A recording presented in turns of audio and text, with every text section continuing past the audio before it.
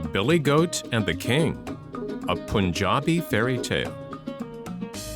Once there lived a certain king who understood the language of all birds and beasts and insects. This knowledge had, of course, been given him by a fairy godmother, but it was rather a troublesome present, for he knew that if he were ever to reveal anything he had thus learned, he would turn into a stone. How he managed to avoid doing so long before this story opens, I cannot say. But he had safely grown up to manhood and married a wife and was as happy as monarchs generally are. This king, I must tell you, was a Hindu, and when a Hindu eats his food, he has a nice little place on the ground freshly plastered with mud, and he sits in the middle of it with very few clothes on, which is quite a different way from ours. Well, one day the king was eating his dinner in just such a nice, clean, mud-plastered spot, and his wife was sitting opposite to wait upon him and keep him company. As he ate, he dropped some grains of rice upon the ground, and a little ant, who was running about seeking a living, seized upon one of the grains and bore it off towards his hole. Just outside the king's circle, this ant met another ant, and the king heard the second one say, "Oh, dear friend, do give me that grain of rice, and get another one for yourself. You see, my boots are so dirty that if I were to go upon the king's eating place, I should defile it, and I can't do that. It would be so very rude."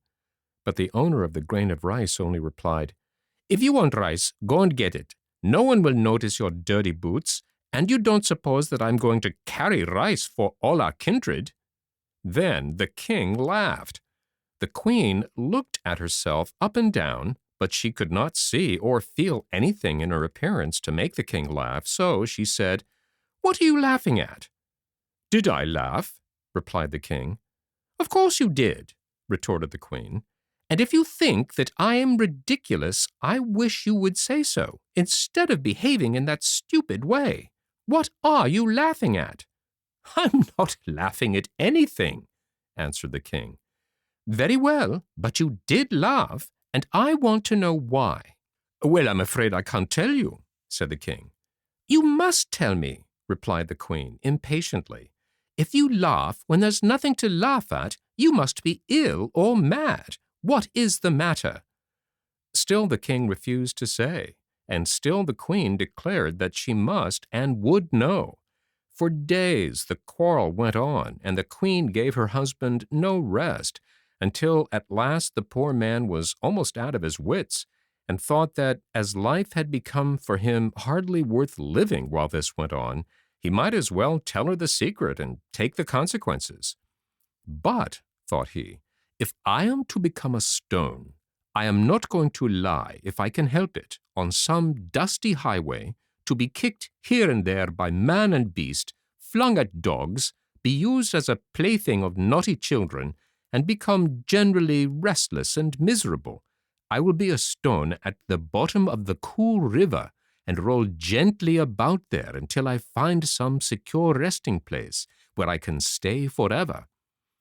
So he told his wife that if she would ride with him to the middle of the river, he would tell her what he had laughed at. She thought he was only joking, and laughingly agreed. Their horses were ordered, and they set out. On the way they came to a fine well beneath the shade of some lofty, wide-spreading trees, and the king proposed that they should get off and rest a little, drink some of the cool water, and then pass on. To this the queen consented. So they dismounted and sat down in the shade by the well side to rest. It happened that an old goat and his wife were browsing in the neighborhood, and as the king and queen sat there, the nanny goat came to the well's brink and, peering over, saw some lovely green leaves that sprang in tender shoots out of the side of the well. "Oh," she cried to her husband, "come quickly and look. Here are some leaves which make my mouth water. Come and get them for me." Then the billy goat sauntered up and looked over, and after that he eyed his wife a little crossly. "You expect me to get you those leaves, do you? I suppose you don't consider how in the world I am to reach them. You don't seem to think at all. If you did, you would know that if I tried to reach those leaves, I should fall into the well and be drowned." "Oh," cried the nanny goat, "why should you fall in? Do try and get them."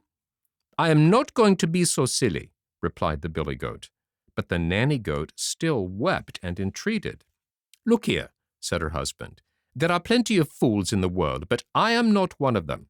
This silly king here, because he can't cure his wife of asking questions, is going to throw his life away. But I know how to cure you of your follies, and I'm going to."